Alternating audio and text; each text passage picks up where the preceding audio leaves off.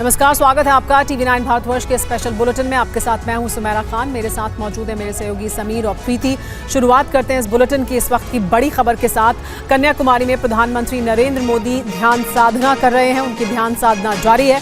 पिछले 22 घंटे से ज्यादा समय हो चुका है प्रधानमंत्री को ध्यान करते हुए। विवेकानंद रॉक मेमोरियल पर पीएम इस समय ध्यान साधना कर रहे हैं। TV9 भारतवर्ष भी रॉक मेमोरियल पर ही मौजूद है। विवेकानंद की मूर्ति के पास से एक्सक्लूसिव रिपोर्ट आइए आपको दिखाते हैं, जहां प्रधानमंत्री मौजूद हैं।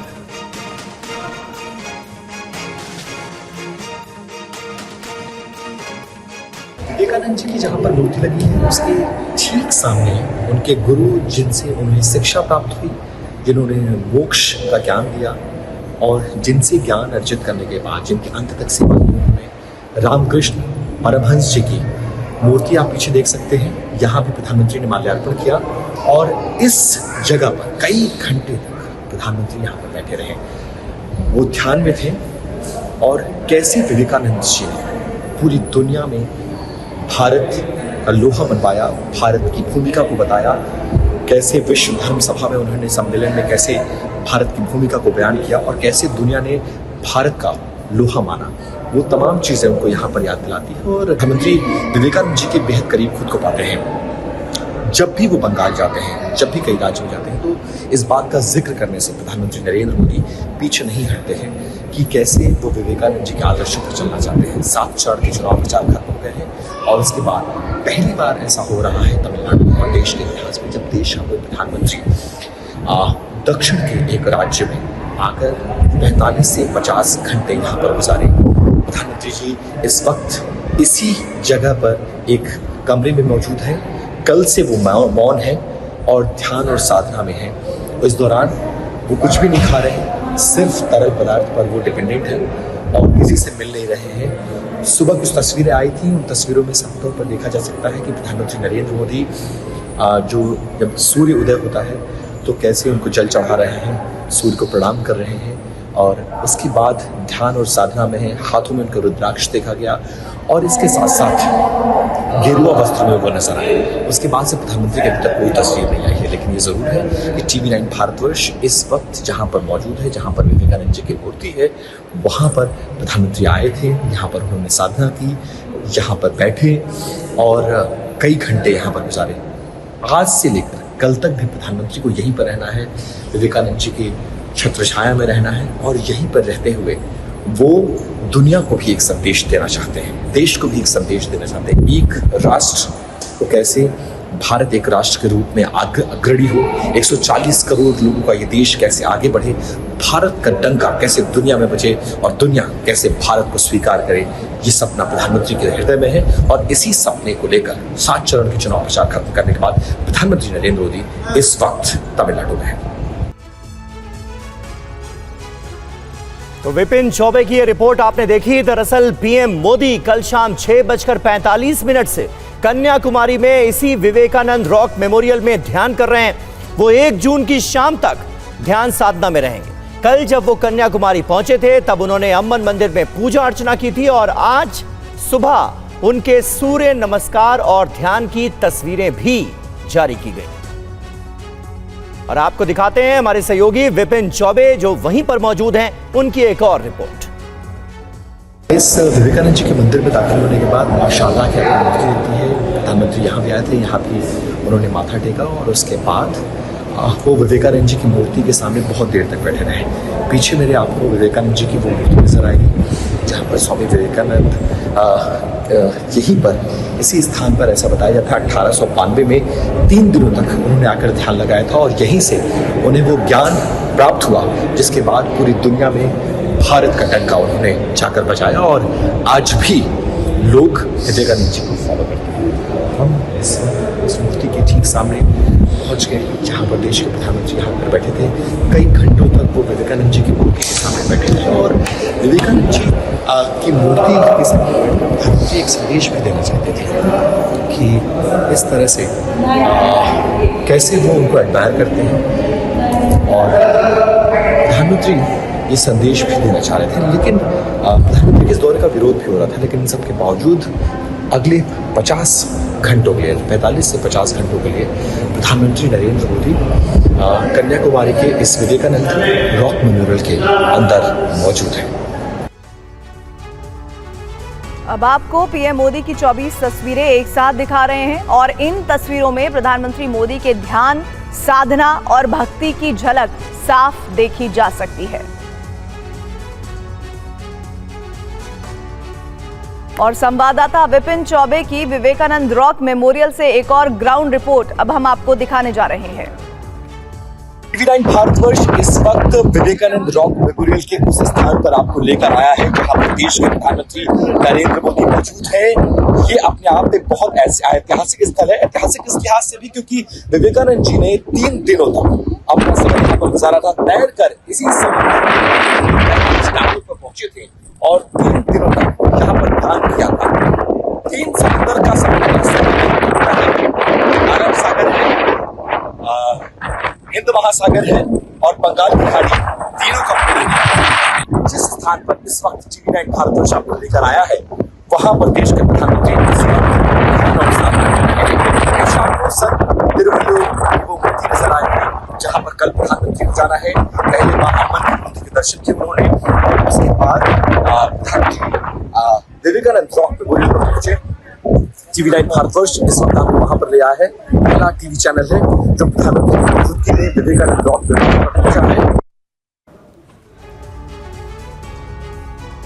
और हमारे साथ इस वक्त सीधे जुड़े हुए हैं विपिन, हमने आपकी रिपोर्ट्स देखी हैं। प्रधानमंत्री नरेंद्र मोदी वहां पर मौजूद हैं, प्रधानमंत्री ध्यान कर रहे हैं और यहाँ इधर दूसरी तरफ लगातार उनको लेकर चर्चा भी हो रही है, लेकिन आप वहां मौजूद हैं, आप क्या कुछ देख पा रहे हैं? प्रधानमंत्री की तस्वीरें हम लगातार देख रहे हैं। देखिए, कभी कभी राजनीति में बहुत कुछ ऐसा हो जाता है जो आप चाहते भी नहीं है और उसकी चर्चा दूर दूर तक पहुंच जाती है। विपक्ष जाने अनजाने ये चर्चा करके उन लोगों तक भी ये संदेश पहुंचाने की कोशिश कर रहा है कि हाँ, विवेकानंद को कितना मानते हैं प्रधानमंत्री नरेंद्र मोदी, उनको कितना आत्मसात करते हैं, उनके आदर्शों पर कैसे चलने की कोशिश करते हैं, देश की भावना उनके अंदर किस तरह से है और देश को वो कहाँ ले जाना चाहते हैं।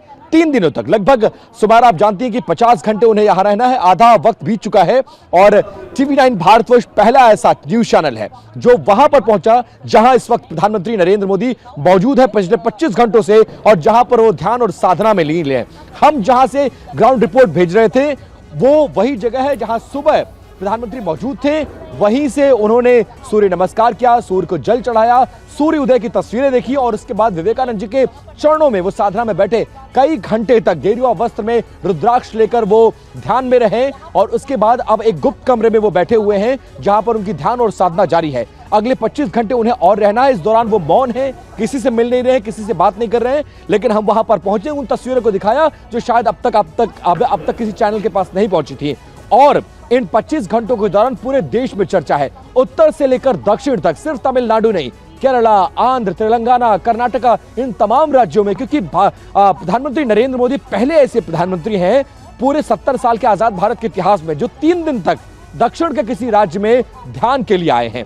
चुनाव प्रचार खत्म हो चुका है और चर्चा अब इसकी है कि किसकी कितनी सीटें आएंगे, लेकिन प्रधानमंत्री का यहां पर आगमन, खासकर पश्चिम बंगाल की जो 9 लोकसभा सीटें हैं, विवेकानंद जी का जो संबंध बंगाल से रहा है, उनके गुरु रामकृष्ण परमहंस का जो संबंध वहां से रहा है और उसको इनके फॉलोअर्स वहां पर बहुत बड़ी तादाद में हैं, लोग अभी भी इनको एडमायर करते हैं। तो प्रधानमंत्री का यहां पर आगमन कहीं ना कहीं इन्फ्लुएंस करता है उन लोगों को और इसी बात से विपक्ष चिंतित था, इसीलिए सवाल खड़े कर रहा था, विरोध कर रहा था, लेकिन उसके बावजूद यहां पर प्रधानमंत्री हैं और ये चर्चा अब पूरे देश में हो रही है कि प्रधानमंत्री के लिए जितना तवज्जो उत्तर रखता है, काशी रखता है। ठीक है विपिन, बहुत बहुत शुक्रिया आपका इस जानकारी और अपडेट के लिए और साथ ही साथ इन तस्वीरों को हम तक पहुंचाने के लिए। आप नजर बनाए रखिए, आगे भी आपसे संपर्क करेंगे। पीएम मोदी के मेडिटेशन पर कांग्रेस पार्टी ने तीखी प्रतिक्रिया दी है। कांग्रेस का कहना है कि राजनीति और धर्म अलग अलग विषय।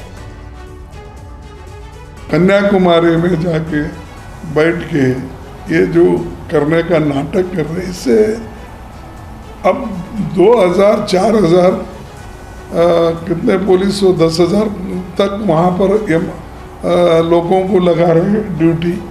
कितना देश का पैसा खराब हो रहा है और उन्होंने ये जा रहे हैं कि वो अभी कोड ऑफ कंडक्ट है, क्या चलते गए वहाँ पर फ्लाइट में ही गए ना, और इनके पीछे 2-4 फ्लाइट, हजारों गाड़ियां, हजारों पुलिस, इसका खर्चा कौन देगा? तो मोदी जी अभी ध्यान में चले गए, अभी तो उनसे जवान नहीं निकलेंगे। चलिए 4 तारीख के बाद जरूर उनकी ध्यान ढंग होगी, और उसके बाद कोई नया ढंग वो तय करेंगे, कोई बनाएंगे, उसके लिए थोड़ा इंतजार करो। केंद्रीय गृह मंत्री अमित शाह ने आज आंध्र प्रदेश में भगवान तिरुपति बालाजी के दर्शन किए। शाह ने कल तमिलनाडु के भैरवर मंदिर और वाराणसी के काशी विश्वनाथ मंदिर में भी दर्शन पूजन किया। केंद्रीय गृह मंत्री अमित शाह आंध्र प्रदेश के तिरुपति में श्री वेंकटेश्वर स्वामी मंदिर पहुंचे और भगवान बालाजी का दर्शन पूजन किया। इस दौरान उनके साथ उनकी पत्नी सोनल शाह भी मौजूद थी। अमित शाह ने भगवान बालाजी के दर पर माथा टेका और दंडवत प्रणाम किया। अमित शाह दक्षिण भारत परिधान में थे। मंदिर में पूजा अर्चना के बाद पुजारी ने शॉल ओढ़ाकर शाह दंपत्ति का स्वागत किया। उन्हें भगवान राम और सीता की फोटो भी भेंट की। तिरुपति बालाजी मंदिर भारत के प्रमुख तीर्थ स्थलों में से एक है। ये तिरुमला की पहाड़ियों में बना वो धाम है जहां भगवान विष्णु श्री वेंकटेश्वर रूप में विराजमान है। तिरुमला तिरुपति देवस्थानम में हर साल लाखों भक्त प्रभु के दर्शन करते हैं। इससे पहले कल अमित शाह तमिलनाडु के तिरुमायम में स्थित कोट्टई भैरव मंदिर भी गए थे और वहां पूजा अर्चना की थी। एएसआई की ओर से प्रबंधित एक किले की बाहरी दीवार में बना मंदिर भगवान शिव के भैरव रूप को समर्पित है। अमित शाह कल वाराणसी के काशी विश्वनाथ मंदिर भी गए थे और वहां दर्शन पूजन किया था।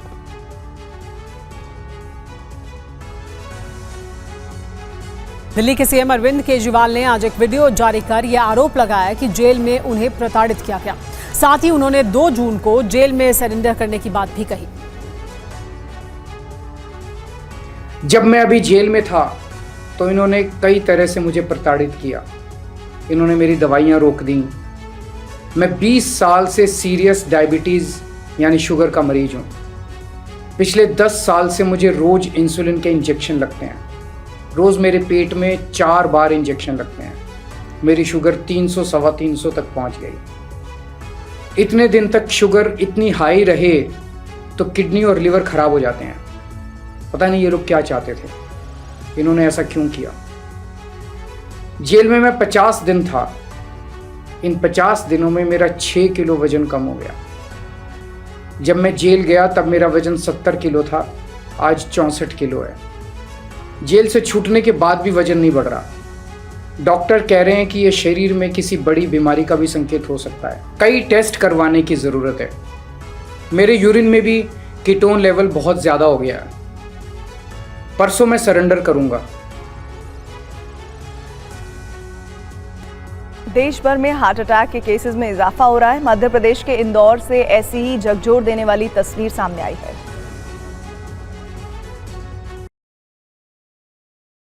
लोग यहाँ योग करने आए हैं। योगा का क्लास चल रहा था। इस योगा क्लास में रिटायर्ड आर्मी बलजीत भी अपनी टीम के साथ आए हुए थे। इस दौरान बलजीत देशभक्ति गीत पर डांस करने लगे। हॉल में बैठे लोग तालियां बजाकर देशभक्ति भाव से सराबोर नजर आ रहे हैं। बलजीत के साथ हम लोग भी देशभक्ति के धुन को गुनगुना रहे हैं। डांस करते करते बलजीत तिरंगा अपने हाथ में ले लेते हैं। तिरंगा के साथ काफी देर तक डांस करते हैं। आम लोगों के बीच जाते हैं, फिर स्टेज पर वापस आते हैं और अचानक लड़खड़ाकर गिर जाते हैं। म्यूजिक बज रहा है, लोग अभी भी गुनगुना रहे हैं, तालियां बजा रहे हैं। लोगों को लग रहा है कि बलजीत का गिरना उनके डांस का स्टेप है। बलजीत के गिरने के बाद पास मौजूद ये शख्स तिरंगे को संभालता है। इसे भी ये नहीं पता होता है कि बलजीत को हार्ट अटैक आया है। वो अब इस दुनिया में नहीं है। ये शख्स भी देशभक्ति की धुन पर तालियां बजाते नजर आ रहे हैं। लेकिन काफी देर तक जब बलजीत के शरीर में कोई हलचल नहीं होती है, फिर ये शख्स पास आ जाता है और फिर सबको पता चलता है कि बलजीत अब उनके बीच नहीं है।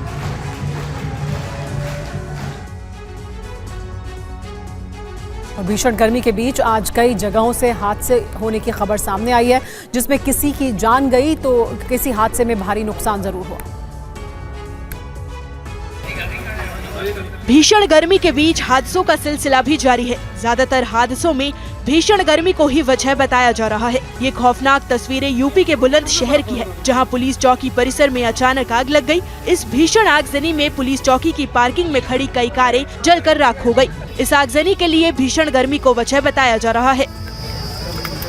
गर्मी के बीच हरिद्वार में एक चलती कार में आग लग गई। हादसा शंकराचार्य चौक के पास हाईवे पर हुआ। फायर विभाग ने आग पर काबू पाया। हादसे में टैक्सी ड्राइवर और सवारी बाल बाल बची है। हादसे की तीसरी तस्वीर यूपी के मेरठ से सामने आई है, जहां सरदार वल्लभ भाई पटेल अस्पताल में आग लग गई। लाला लाजपत राय मेडिकल कॉलेज परिसर में इस आगजनी से भारी नुकसान की खबर है। आग की चौथी तस्वीर हरियाणा के मानेसर की है, जहां कपड़ा बनाने वाली कंपनी में आग लग गई। आग इतनी भीषण थी कि कुछ ही देर में कंपनी में रखा लाखों का सामान जलकर खाक हो गया। शॉर्ट सर्किट को इस आगजनी की वजह बताया जा रहा है। घंटों की मशक्कत के बाद आग पर काबू पाया जा सका। और जम्मू के टांडा के जंगलों में भीषण आग लग गई है। जंगल का कई वर्ग किलोमीटर का इलाका आग की चपेट में आ गया है। टांडा से देखिए TV9 संवाददाता अंकित भट्ट की ये रिपोर्ट। जम्मू में लगातार भीषण गर्मी पड़ रही है। ऐसा लग रहा है कि आसमान से आग बरस रही हो। जम्मू की अगर बात की जाए तो यहाँ पे 45 से 46 डिग्री तक सेल्सियस रिकॉर्ड किया गया है। 10 साल पुराना रिकॉर्ड जो है वो यहाँ पर टूटता हुआ नजर आ रहा है।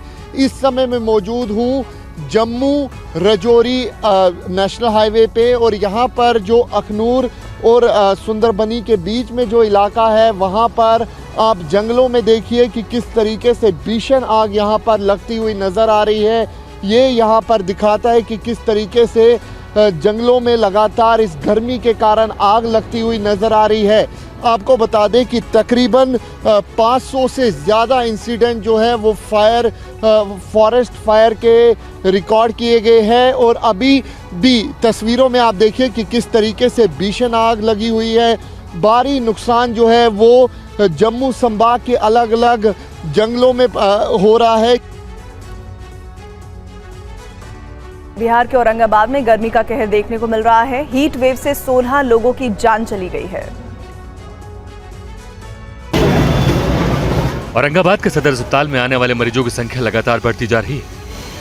ओपीडी के बाहर मरीजों की लंबी लंबी कतारें दिख रही हैं। अस्पताल आने वालों में हीट वेव के शिकार मरीजों की संख्या ज्यादा है। लू लगने से अब तक 16 लोगों की मौत हो चुकी है। 50 से ज्यादा लोग अभी भी औरंगाबाद के सदर अस्पताल में भर्ती हैं। जिला प्रशासन का दावा है कि अस्पताल में मरीजों के इलाज के लिए बेहतर इंतजाम किए गए हैं। हमारी तैयारी पूरी है। हमने एक्स्ट्रा बेड्स की भी व्यवस्था कर ली है। हमारे बेड अभी भी खाली पड़े हुए हैं, इसलिए जितने पेशेंट्स अगर आते हैं तो हम लोग उनका अच्छा इलाज करने में सक्षम हैं। औरंगाबाद में प्रचंड गर्मी पड़ रही। तापमान 46 डिग्री के पार पहुंच गया है। तपती गर्मी से लोगों का हाल बेहाल है। सुबह से ही धूप और लू के थपेड़े चलने शुरू हो जाते हैं, जिससे लोगों का घरों से बाहर निकलना मुश्किल है। मौसम विभाग का कहना है कि आने वाले वक्त में हालात और खराब हो सकते हैं। मौसम विभाग और जिला प्रशासन लोगों को सावधानी बरतने की सलाह दे रहे हैं। बिहार के सासाराम और बक्सर में लू की वजह से 4 मतदान कर्मियों की मौत हो गई है। देखिए ये रिपोर्ट। पहली घटना सासाराम के डेहरी के जवाहरलाल नेहरू कॉलेज की है, जहां 51 साल के रामशरण चौधरी नाम के शिक्षक की मौत हो गई।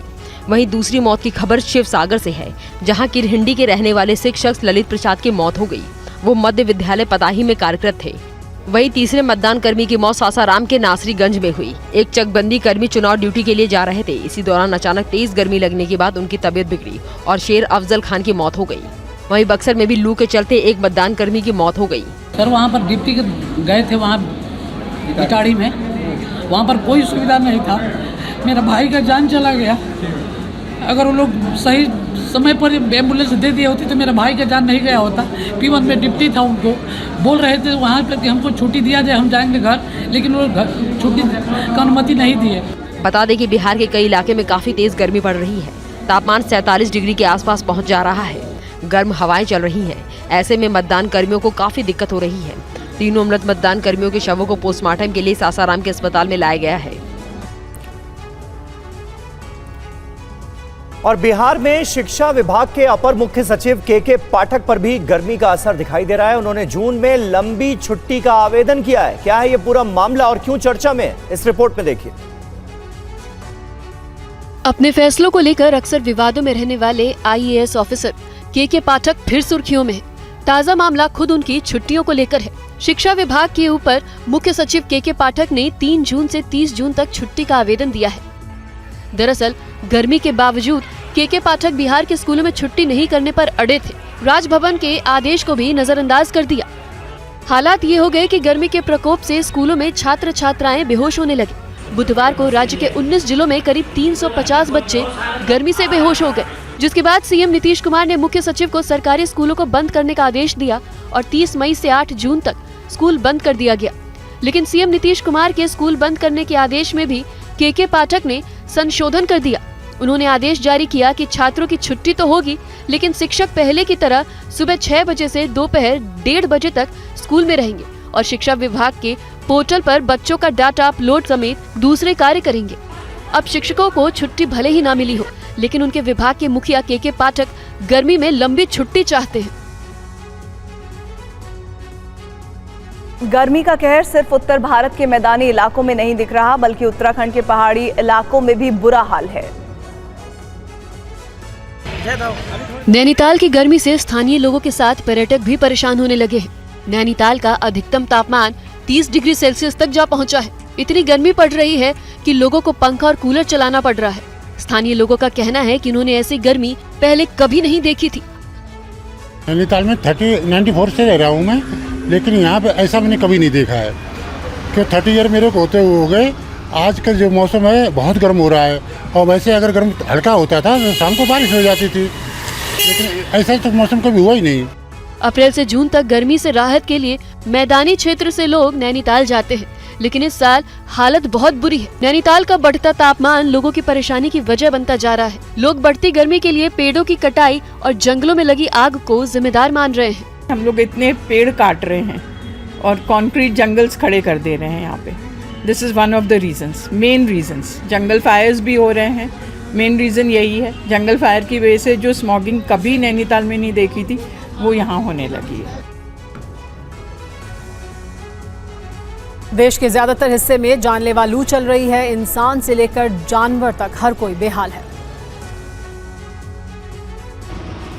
भीषण गर्मी के बीच पिंक सिटी जयपुर की इन कॉलोनियों में लोग पीने के पानी के लिए परेशान हैं। सुबह से ही लोग बाल्टियां लेकर सरकारी टैंकरों के इंतजार में रहते हैं कि उनका भी नंबर आए और आज के लिए पानी का जुगाड़ हो जाए। गर्मी का प्रकोप इतना है कि आदमी तो आदमी जानवरों की जान पर भी बनाई है। देखिए, गजराज भी भीषण गर्मी से बेहाल हैं और बेहोश होकर गिर पड़े हैं। ये तस्वीर जयपुर के आमेर की ठाठर कॉलोनी की है, जहाँ लक्ष्मी नाम की हथनी गर्मी से गश खाकर गिर पड़ी है। देखिए, नाहरगढ़ बायोलॉजिकल पार्क में वन्य जीव गर्मी से कैसे बेहाल हैं। हालांकि भीषण गर्मी को देखते हुए इनके लिए खास इंतजाम किए गए हैं। जगह जगह पानी का छिड़काव किया जा रहा है। खाने पीने पर भी खासा ध्यान दिया जा रहा है। स्पेशल रेन गन चलाई जा रही है, स्प्रिंकलर चलाए जा रहे हैं और उनके लिए जो है पानी पुले लगाकर या फिर ग्रीन नेट लगाकर बैठने के लिए जो उनका इनक्लोजर है उसमें भी छाँव की जा रही है। उसके अलावा हमारा जो है भालू है, भालू के लिए हम वाटर कूलर तो लगा ही रहे हैं, उसके जो सेल है उसमें। उसके अलावा उनको खान पीन में भी जो है हम विशेष इंतजाम किए जा रहे हैं। और इस वक्त एक बड़ी खबर आ रही है जर्मनी से। जर्मनी के मैनहेम शहर में रैली के दौरान चाकूबाजी हुई है। पुलिस अधिकारी समेत कई लोगों पर हमला हो गया। लाइव स्ट्रीमिंग के दौरान चाकू से हुआ अटैक। ये देखिए तस्वीरें। जर्मन पुलिस ने इस हमलावर को गोली मार दी है। जर्मनी में एंटी इस्लाम रैली के दौरान चाकूबाजी की ये घटना सामने आई है। वीडियो देखिए।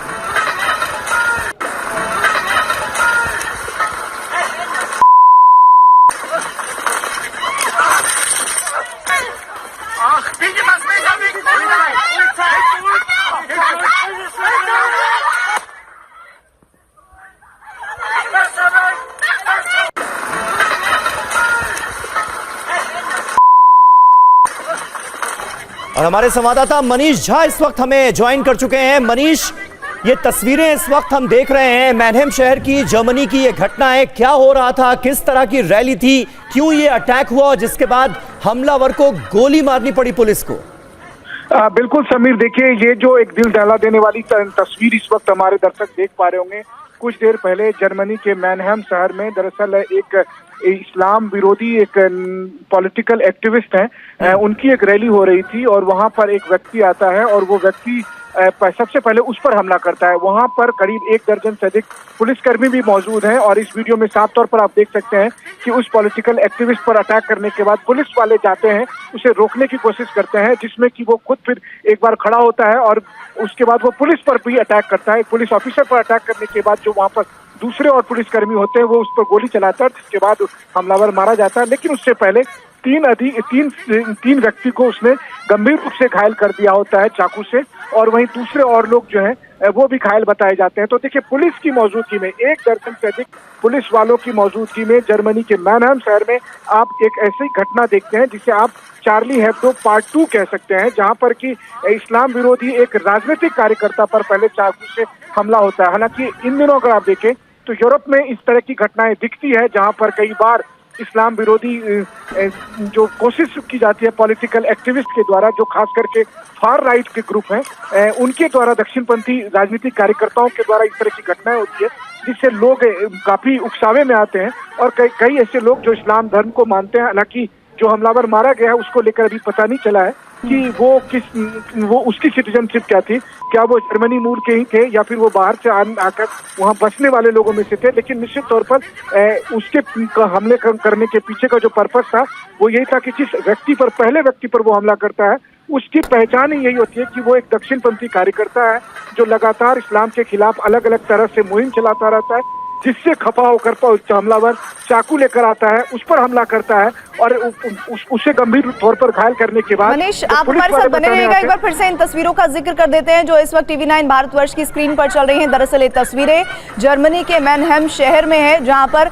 रैली के दौरान चाकूबाजी हुई है। लाइव स्ट्रीमिंग के दौरान ये चाकूबाजी की तस्वीरें कैद हुई हैं। पुलिस अधिकारी समेत कई लोगों पर यह अटैक किया गया है और जर्मन पुलिस ने हमलावर को गोली मार दी है। मनीष, आप बता रहे हैं कि कुछ डिटेल्स इस हमलावर के बारे में पता चली हैं, लेकिन क्या कोई संगठन है जिसके लगातार साथ में ये मिलकर ये शख्स काम कर रहा था और चेहरा बनकर जरूर सामने आया, लेकिन इसके पीछे पूरा संगठन है जिसने प्रोवोक किया इस पूरे घटना को? फिलहाल देखिए, फिलहाल जो वीडियो दिखाई दे रहा है उसके हिसाब से तो लगता है कि कोई लोन वुल्फ अटैक है और उसी के तहत एक हमलावर एक चाकू लेकर आता है और उसके निशाने पर होते हैं वो पॉलिटिकल एक्टिविस्ट जो लगातार इस्लाम विरोधी कैंपेन चला रहा होता है। तो एक तरह से धार्मिक भावनाओं को उकसाने का मामला था, जिसकी वजह से एक व्यक्ति जो कि इस्लामिक विचारधारा को मानने वाला व्यक्ति है, उन्हें लगता है कि जो सामने वाला नेता है वो लगातार मेरे धर्म के खिलाफ आपत्तिजनक टिप्पणी कर रहा है और इसलिए उस पर फिर वो चाकू से हमला करने की कोशिश करता है और बल्कि बहुत नाराजगी से, बहुत गुस्से से उस पर हमला करता है। ये आप देख सकते हैं तस्वीरों में। और उस जगह पर, वहां पर जो चूंकि रैली थी, पॉलिटिकल कार्यक्रम हो रहे थे, तो वहां पर सुरक्षा के लिए, एहतियात के लिए वहां पर मनीष, फिलहाल शुक्रिया इस जानकारी के लिए। तो जो तस्वीरें आप देख रहे हैं, जो मनीष हमें अभी दिखा रहे थे, बता रहे थे डिटेल, जर्मनी में एंटी इस्लाम रैली में चाकूबाजी की तस्वीरें सामने आई है। इधर यौन शोषण के आरोपी जेडीएस सांसद प्रज्वल रेवन्ना को मेडिकल जांच के बाद आज कोर्ट में पेश किया गया। जेडीएस से निष्कासित सांसद प्रज्वल रेवन्ना को मेडिकल जांच के लिए बेंगलुरु के बोरिंग एंड लेडी कर्जन अस्पताल ले जाया गया। मेडिकल टेस्ट के बाद उसे सिटी सिविल कोर्ट में पेश किया गया। इससे पहले रेवन्ना के वकीलों ने उनसे आज सुबह मुलाकात की। हालांकि रेवन्ना के वकील ने मीडिया से बात करने से इनकार कर दिया। दरअसल यौन शोषण में फंसे प्रज्वल रेवन्ना की परेशानी बढ़ सकती है। एसआईटी ने रेवन्ना की मां को भी पूछताछ के लिए नोटिस जारी किया है। कल जर्मनी से बेंगलुरु लौटते ही प्रज्वल रेवन्ना को एसआईटी ने एयरपोर्ट से ही गिरफ्तार कर लिया था। कर्नाटक में यौन शोषण के आरोपों में घिरा जेडीएस से निलंबित सांसद प्रज्वल रेवन्ना 35 दिन बाद जर्मनी से बेंगलुरु लौटा है। प्रज्वल 27 अप्रैल को बेंगलुरु से जर्मनी चला गया था। पूरा मामला अश्लील वायरल वीडियो से जुड़ा है। दरअसल 26 अप्रैल को हासन सीट पर वोटिंग हुई थी। प्रज्वल यहां से एनडीए का उम्मीदवार है। इस सीट पर वोटिंग से पहले ही हासन में अश्लील वीडियो वायरल होने लगे थे। इस मामले पर कर्नाटक में राजनीति भी तेज हो गई है। कर्नाटक के गृह मंत्री जी परमेश्वर ने कहा है कि कानून अपना काम करेगा, पीड़ितों को इंसाफ मिलेगा। भारतीय रिजर्व बैंक ने अपना 100 टन सोना इंग्लैंड से वापस मंगाकर भारत में रखवाया है। आने वाले दिनों में और भी सोना भारत वापस आने वाला है। साल 1991 के बाद ये पहला मौका है जब रिजर्व बैंक ने अपने स्थानीय भंडार में इतना सोना जमा किया है। आंकड़ों के मुताबिक मार्च के अंत में आरबीआई के पास 882 टन सोना था, जिसमें से 413 टन सोना विदेश में रखा हुआ था। अब इस सोने को धीरे धीरे भारत लाया जा रहा है। वैश्विक आंकड़ों के मुताबिक हाल के वर्षों में सबसे ज्यादा सोना खरीदने वालों में रिजर्व बैंक भी शामिल है, जिसने पिछले वित्तीय वर्ष के दौरान 27.5 टन सोना अपने भंडार में शामिल किया है। आने वाले दिनों में और 100 टन सोना भारत लाया जाएगा। वित्तीय स्थिरता को बढ़ाए रखने के लिए आरबीआई देश की तिजोरियों में सोने की मात्रा को बढ़ा रहा है। आरबीआई ने कुछ साल पहले सोना खरीदना शुरू किया है। विदेशों में सोने का ज्यादा स्टॉक जमा हो रहा था, इसलिए कुछ सोना भारत लाने का फैसला किया गया। बैंक ऑफ इंडिया दुनिया में सोने का दूसरा सबसे बड़ा भंडार है। बैंक ऑफ इंडिया की तिजोरियों में कई देश अपना सोना रखते हैं। इसके लिए उन्होंने ब्रिटेन के केंद्रीय बैंक को शुल्क भी देना पड़ता है। भारत भी ये शुल्क अदा कर रहा है। और केदारनाथ धाम में दर्शन के लिए पहुंचने वाले श्रद्धालुओं के लिए, भक्तों के लिए अच्छी खबर है। यहां चिनूक हेलीकॉप्टर से गाड़ियां लाई जा रही हैं जो बाबा के दर्शन के लिए आने वाले श्रद्धालुओं की राह आसान करेंगे। उत्तराखंड के केदारनाथ में 4 धाम यात्रा में भारी भीड़ उमड़ रही है। बड़े पैमाने पर तीर्थयात्रियों का केदारनाथ में पहुंचना जारी है। कई ऐसे यात्री भी पहुंच रहे हैं जो शारीरिक तौर पर मंदिर तक पहुंच पाने में सफल नहीं हो पाते। ऐसे लोगों के लिए केदारनाथ धाम में मंदिर परिसर तक लाने के लिए कार की सुविधा दी जाने वाली है। उत्तराखंड सरकार की ओर से सुविधा बहाल की गई है। इसके लिए गाड़ी को चिनूक हेलीकॉप्टर से केदारनाथ पहुंचाया गया है। केदारनाथ हेलीपैड से मंदिर परिसर की दूरी करीब 700 मीटर है। गाड़ी की सुविधा मिलने से जरूरतमंद तीर्थयात्रियों को तीर्थयात्रा करने में आसानी हो जाएगी। श्री केदारनाथ धाम में ऑनरेबल डिग्नेटरीज की विजिट एवं मेडिकल इमरजेंसी में क्विक रिस्पांस हेतु पर्यटन विभाग द्वारा 2 एसयूवी वाहन की स्वीकृति प्राप्त थी, जिसके क्रम में आज वायुसेना के चिनूक हेलीकॉप्टर द्वारा एक एसयूवी वाहन को देहरादून से श्री केदारनाथ धाम एयरलिफ्ट किया गया। शीघ्र ही दूसरे एसयूवी वाहन को भी देहरादून से श्री केदारनाथ धाम एयरलिफ्ट किया जाएगा। ब्रेकिंग न्यूज, मणिपुर में बाढ़ ने मचाई है तबाही। इम्फाल वैली पूरी तरह से जलमग्न हो गई है। 100 से ज्यादा इलाकों में पानी दाखिल हो गया है। सेना नाव से लोगों तक मदद पहुंचा रही है। सेना बाढ़ में फंसे लोगों का रेस्क्यू भी कर रही है। तो ये तस्वीरें आप मणिपुर में देख रहे हैं, जहां पर बाढ़ ने बहुत ज़्यादा कहर बरपाया हुआ है और आलम यह है कि रेस्क्यू टीम्स पहुंची हुई है उन इलाकों में इम्फाल के जहां पर लोग फंसे हुए हैं। लोगों को अब बुनियादी सुविधाएं तक मैसर नहीं है। ऐसे में न सिर्फ वहां लोगों तक खाने पीने का सामान पहुंचाने की कोशिशें हो रही हैं, बल्कि उन्हें रेस्क्यू भी किया जा रहा है। ऐसी जगहों पर ले जाया जा रहा है जहां पर वो सुरक्षित रहें। लेकिन इस वक्त मणिपुर में बहुत ही खराब हालात हैं। बाढ़ की स्थिति और ज़्यादा भयानक होती जा रही है, लेकिन रेस्क्यू की टीम लगातार अपने काम में डटी हुई है और उन लोगों तक हर संभव मदद पहुंचाने की कोशिश कर रही है जो इस बाढ़ के पानी में फंसे हुए हैं।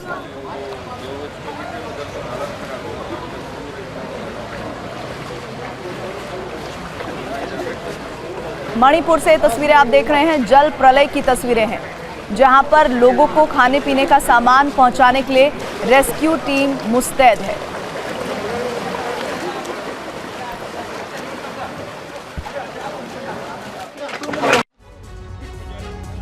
मणिपुर का इम्फाल इन दिनों बाढ़ की चपेट में है। हालात इतने ज्यादा खराब हो चुके हैं कि लोगों तक मदद पहुंचाने के लिए सेना की मदद लेनी पड़ी है। मणिपुर में 2 लाख से ज्यादा लोग प्रभावित हुए हैं। आर्मी ने बाढ़ ग्रस्त इलाकों की हवाई समीक्षा की है। इम्फाल में भारी बारिश के चलते नंबुल नदी कई जगह से टूट गई है, जिसकी वजह से बाढ़ का पानी कई गाँव को डुबो चुका है। नदी का पानी गाँव में ना घुसे, इससे रोकने के लिए सेना ने मोर्चा संभाला है। मिट्टी की बोरियों की मदद से नदी का पानी रोकने की लगातार कोशिशें हो रही है। दरअसल रेमल तूफान की वजह से मणिपुर, मिजोरम, नागालैंड, असम और मेघालय में भारी बारिश हुई है, जिसकी वजह से हालात बिगड़े हैं। अब इस वीडियो में आप देखिए किस तरह से असम राइफल्स की मदद से इम्फाल के एक अस्पताल में 42 मरीजों को रेस्क्यू किया गया। वहीं असम के 9 जिले इन दिनों बाढ़ की चपेट में हैं।